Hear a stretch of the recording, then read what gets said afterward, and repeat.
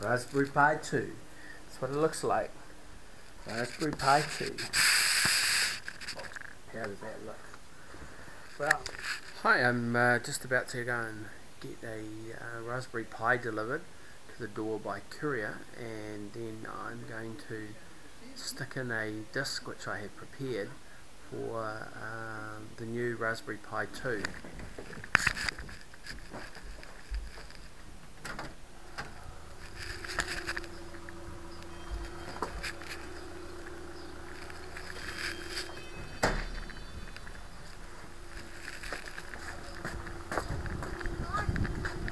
Nice to see ya. What do I have to do? Okay. This is your last package? No, I have 3. Just the traffic, and it just slows everything down, because I do 2-hour Batari and tow. So if the traffic's just bad, then you've got to try cross over and over. But that's alright. Not 3 and I get to go home, so that's alright, eh? Have a nice weekend.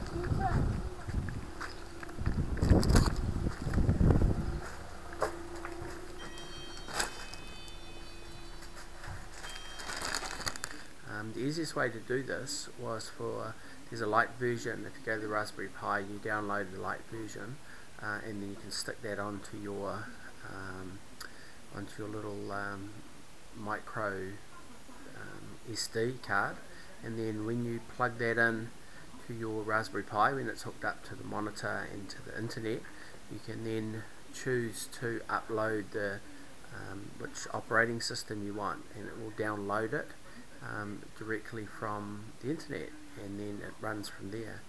And so I've just gone through that process. It's quite simple, so just testing it out.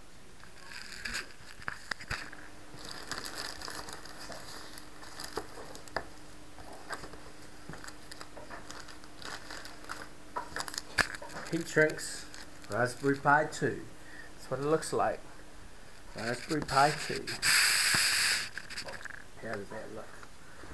Well, so what we're going to do, we're going to stick it next to our original Raspberry Pi, which when you turn it on, it starts up like this.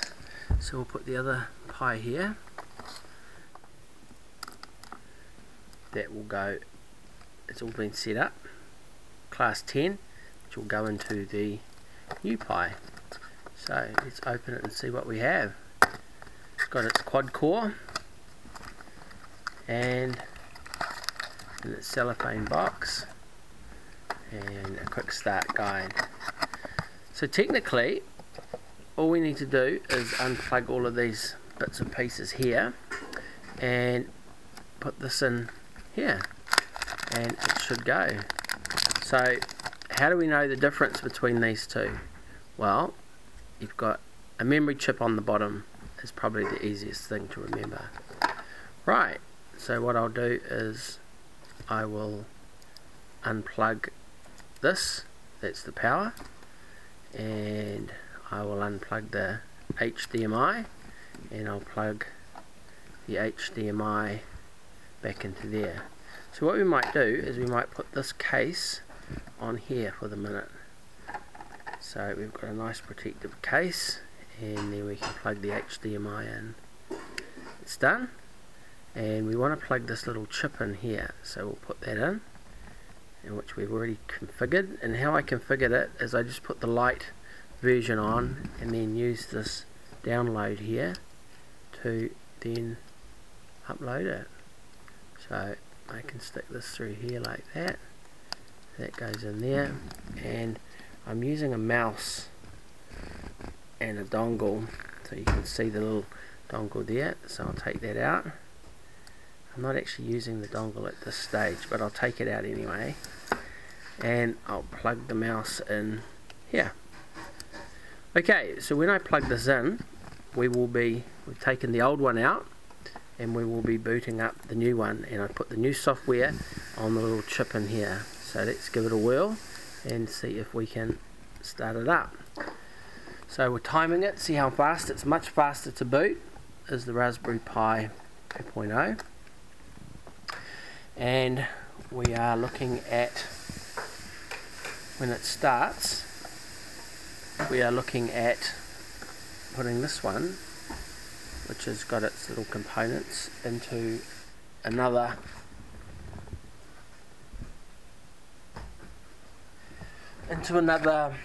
iPhone 3GS case. So that's what these cases look like here. So they just give a bit of protection. So if you get an iPhone 3GS case, you can stick one of these in. They're not 100%, but I think they do quite well. And these ones I've cut a little bit out of the side to make it go. Right.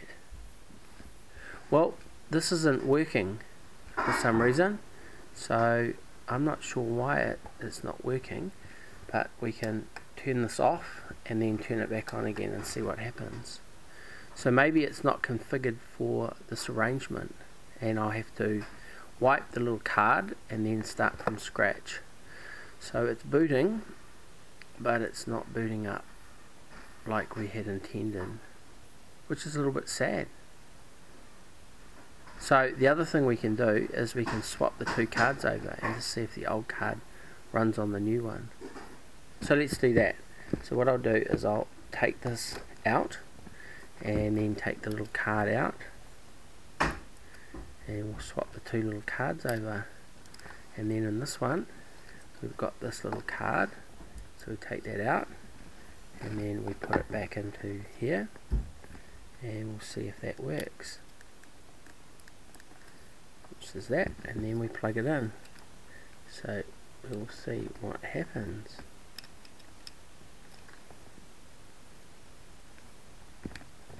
Right, so this is the new Pi booting up, and we've taken the old Pi out. So we can see that it's trying to read it, and we get in the beginning stage of it booting up, but then nothing. So my little experiment today, it didn't work, and I went to all that effort. So what do I do now? Well, I suppose I can get another and try it. Anyway, that's my little video to start with. So it's been an excellent exercise. So here's my two little pies, new one and old one, new one, old one. And I have to go again. Right, what we've got here is our mini SD, and we're going to it's plugged in. So what we're going to do is we are going to use disk utilities, which is that one there, and in disk utilities we are going to pick up our storage disk, which is that one, and we are going to erase it. And all the stuff I put on untitled, I'm just going to put in here Pi2,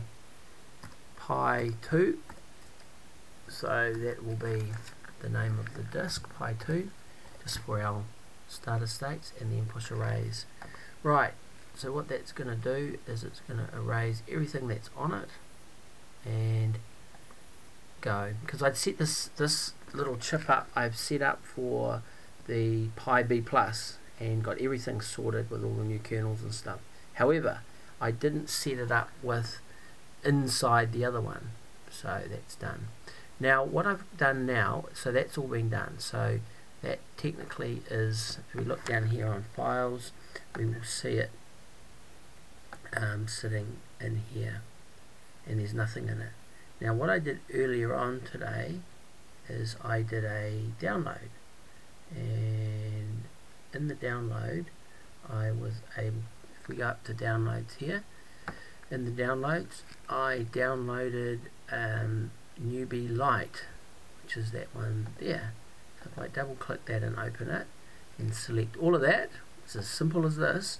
So all you do is you select all, Newbie Lite, and then all I do is I carry that from there just by holding it down and dropping it over the, letting it go, and that gets it into the disk, and it's copying it over now. And once that's done, I can eject the Pi, which is there, eject it, and then I'll close this baby down, and then take this out because it's finished, and then I'll let that shut down itself, and then I will take this to the computer. Right, so we're heading off to the computer with this now, and what will happen once we get this back to the computer here is we will be able to take this out of here and stick it straight into the new Raspberry Pi, which is the Raspberry Pi 2, and it just goes in like this. As you can see, it fits in there nicely. Right, and then I'm going to power this up and we'll see what happens once we've put some power into it.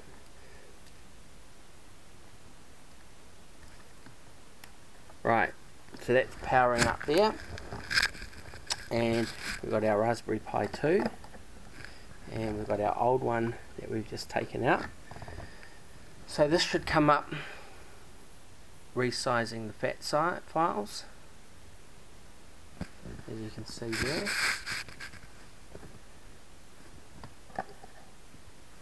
And wired network, okay, that's come out, so I'm just pushing that in. Right, so that's now connected. Right, what we get to see, so we can select this one here, and according to one of the guys, he selected a couple of these, so he put that one RMC in, and he connected this one here. So what happens at this stage is when you click these, recommended, then you go install. Up there is the install button, and then warning, this will reinstall, and that's what we want to have happen.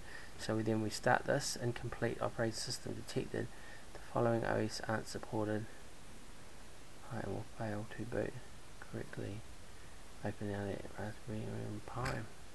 So there you have it. Those other ones mustn't be updated. Okay, so we'll just let it go and see what happens.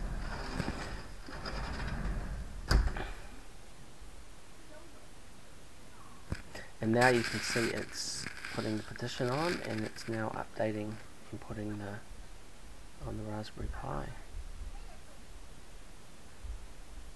So it's very interesting. So what we got in our old one here is the little disc here. So we'll put that back in. So we know that this is a complete system that works fine. So that's all good. So we can leave that there, and then we just wait for this to go through. Right, my Raspberry Pi is booting up, so just on 50%. We had 2.7 megabytes per second download, and we got 3.3 gig to go. So I've stuck the heat sinks on my Raspberry Pi, and I stuck the spare one on the old one, so we put the heat sinks on, and you can feel them getting warm. So one on the GPU and one on here. It's quite cool how you can feel them getting hot. So we'll see how that goes. And then one on there that's cold because it's not working at the moment. So this is just the install. So putting the light on the little chip, and then from there we then get our Raspberry Pi 2 up and running. So that's it. That's what the box looks, 6 times faster they've written on the box, and 1 gigabyte of RAM. So you don't have to go too far back in history to find where this was sort of quite a powerful computer. Quad core is the best I have in the house. Couple quad core from Mac, which I use, and then all my PCs are single core. And one of the one I use on my Adreno is